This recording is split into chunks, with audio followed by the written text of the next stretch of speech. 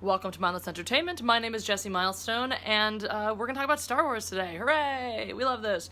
This video specifically is for Sean McLaren, one of my patrons, who suggested this topic. Charles Anderson also asked the same question, but he had a two-parter, so we'll do another thing. Anyway, the question was, of course, what would I do moving forwards if I was in control of the Star Wars franchise? Charles and also wanted to know, but he also wanted to know if I could have taken it pre-Force Awakens, what would I have done to the universe, with the universe? So we'll do that in a different video, but for today, what would I do? All right, Lucasfilms gets handed over, I get the reins tomorrow. What the fuck do I do moving forward? That's a big question. Sure, I think that after thinking about this for a long time, because previously I had always had a very flippant answer, which is just, I'd blow it all up and start fresh, which I do feel to an extent, but if I don't have that choice, if I don't have that option, I have to take what's given to me and face certain realities, like the death of Carrie Fisher, that has to be dealt with somehow. I have thought of some ways forwards, and I do think that you could do it in a way that actually kind of fixes all the things that I currently hate about it.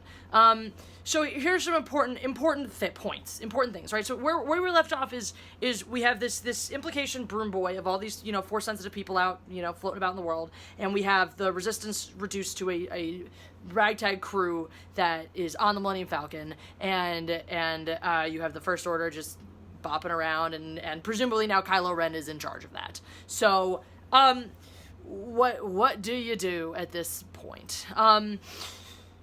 I would have the opening scene, very beginning, right? Very beginning is a private moment, and you don't even have to hear Carrie Fisher's voice, because that's the whole thing, is you have to have something. It may require a little bit of mocking her voice a little bit, but basically just have a conversation between her and Force Ghost Luke, just saying how she's so tired, how she wants to be there for the rebellion and this, but she's already done so much. She's lost her son, she's lost her husband, she's lost her brother, she feels like she has nobody, she's lost her best purple-haired friend, that she has nobody left. Don't mention, fuck Hollow, nobody likes her. We don't have to mention her ever again. We just be really glad she's dead and she's not freaking coming back. Okay? So, great. So now I think you have that. So you have that. So she has this conversation with Luke where she's like, show me how to become one with the Force like you were, and just peacefully, becomes one with the Force, and we get to see like an embrace with her and Luke, and like, she's at peace now. I think that'll be a really nice thing just for Carrie Fisher as well. This moment of like, she is now at peace. We've gracefully exited her out of the franchise. Cool. Not gonna happen, because obviously nobody in charge has any idea how to respectfully handle canon characters, so forget that. Then what happens? Okay, so we have ragtag group of people to deal with, and now there's no leader, because there's all this leadership and all of this stuff, and even though they could sort through a chain of command, everyone goes eyes on Rey. Why? Because, she's great at everything. Obviously, she's amazing at the Force, she's amazing at everything she touches and everything she does, and now, all of a sudden, everyone's looking to her to be the leader, and she realizes, oh shit, I am so woefully unprepared for this. What do we do? So they realize they have to fly under the radar, because they obviously can't attack the Resistance head-on anymore. That would be ridiculous. And this movie's probably gonna have to it's either to be more than just 9, or it's gonna have to cover like its own new trilogy and whatnot. Because this is a lot, right? So how are they gonna go about and do this? Okay, well, they're gonna utilize the skills of the people that are there to do, whatever they can, and as they're, figuring out where to go and what to do next, here's a great callback.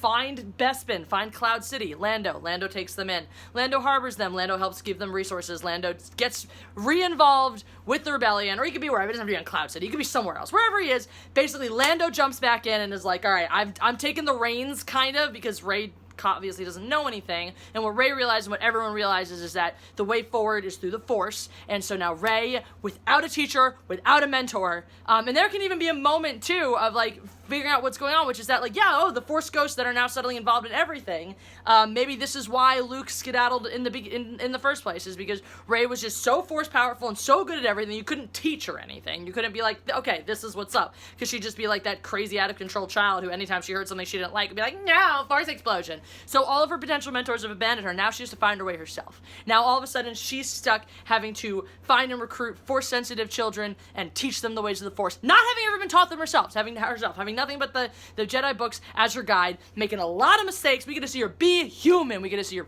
fuck up. We get to see her make mistakes. We get to see maybe occasionally and that I think could be even a little fun like aside is you have a little moments with the Force Ghost with like Obi-Wan and Luke and Yoda kind of being all like, hey guys, should we help her? Come on, can we give her this answer? No, she has to find it on her own. And so like that I think would be really organic, fun comic relief too to have those guys. Sorry, I'm sweating. I have my AC on, but it's really hot in here, so if I get really shiny, that's why. Deal with it. So you have that whole journey happening while you have like Lando struggling to like help people get resources and things like that. You could have and so Rose can go become a useful maintenance person somewhere else, and we never have to see her again. She just goes off because Finn's gonna be busy doing important things elsewhere, right? Like learning how to be a great pilot because he and Poe have such great chemistry together. So let's actually see them on screen doing stuff. He's teaching him how to be a pilot, and you know what? I don't even care if they end up having a gay relationship. In fact, that's great. That's fine. Like honestly, at that point, if because it's natural, right? It doesn't have to be this oh my god, and it doesn't be publicized and promoted and like guys, homosexual relationship in Star Wars, whatever. But I mean, really, like, realistically, would you be upset? Would you be mad if there's just a really organically beautiful, like, sexual tension between them that maybe doesn't even get realized for a movie or two, but you start to subtly realize it's building, and by the time they actually do something about it, you're like, well, you just fuck already, because there's obviously so much chemistry going on there. An organic way, like a relationship works, right? Because that's the reality. The reality is when gay people get together and fall in love and want to get married, etc., it looks like when other people do it too. It looks like when heterosexual people do it too. So we can just have a normal gay relationship of two people falling in love and not make a big fucking deal about it and be like, look, Star Wars can be progressive without shoving it in your face. Like, yeah, at a point you have to accept that gay relationships are a thing you're gonna have to see, and if you want to hate that, you can hate that, but like, you know, it's I don't know, that one for me is like, that's just representative of the population at that point. It's like, there are gay people, there are gay couples, there are gay men kissing in the street all the time.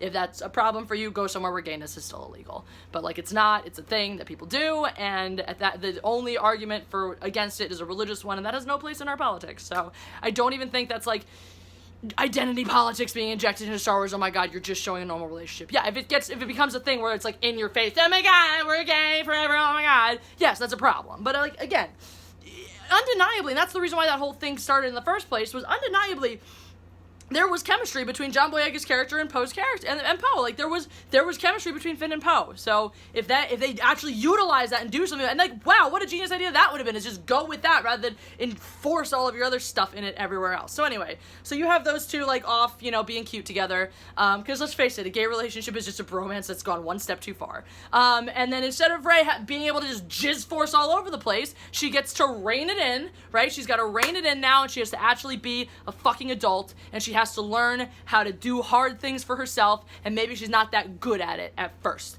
Maybe she can we can watch her struggle and get better. So that's kind of where I'm at there. And then, so you have Kylo Ren, who's basically, he's got nobody now. So Kylo Ren just goes off and kills himself because he's like, welp, I killed my father. Maybe he even has a moment of reckoning of like, what have I done? I've lost the only person I thought I maybe a little bit cared about. I killed my father. I killed a whole bunch of children. Like, my life is insane and terrible, and now my evil empire that I built has rejected me. So, fuck all of this, and he kills himself because I don't care. And it turns out Captain Phasma is still alive, and she takes over the First Order because she's amazing, and I would love to see her do things. And the first thing she does is stab Hux in the throat. He doesn't even have to die. We can just like sever his vocal cords so he can't speak anymore, so we can't hear him.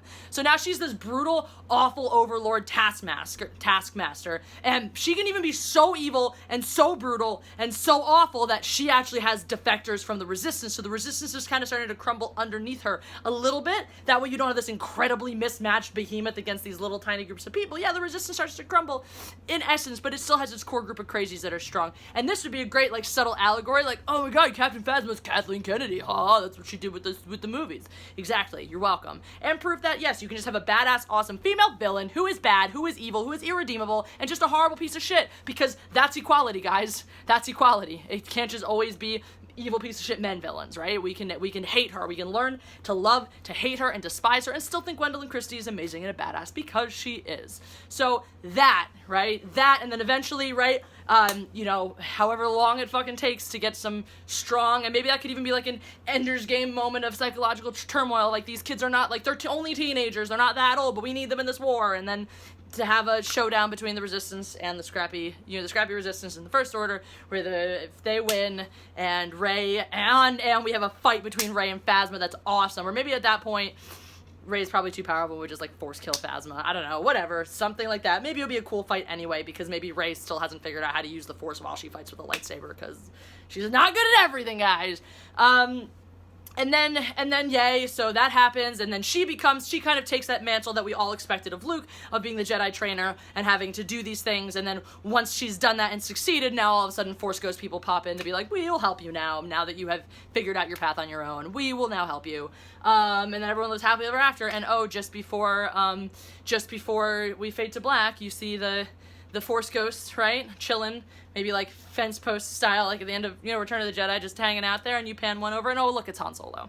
That would be my little gimme. Like, yep, one with the Force, there he goes, boom, bam, fuck it, done!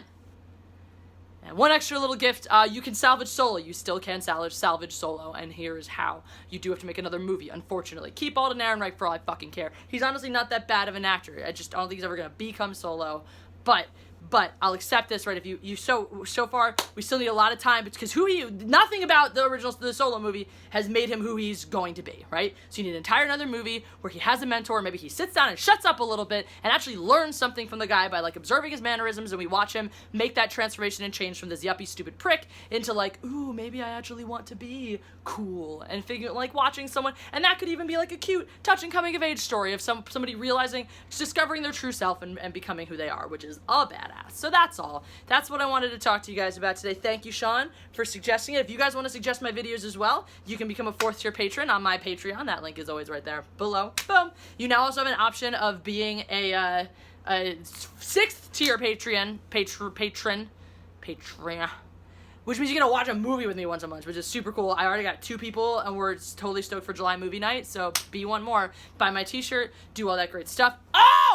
Oh my god, I almost forgot. How did I forget? If you guys don't know what the High Council is yet, it's World Class Bullshitters, Ethan Van Sciver, and Jeremy from Geeks and Gamers, all doing an awesome live stream talking about Star Wars, etc. And they have invited me to be a guest! That will be happening next Tuesday, 6 p.m. Pacific, 9 p.m. Eastern, 8 p.m. Central. So, yeah, tune in for that. That'll be awesome. And I'll talk to you guys soon. Bye. Mwah.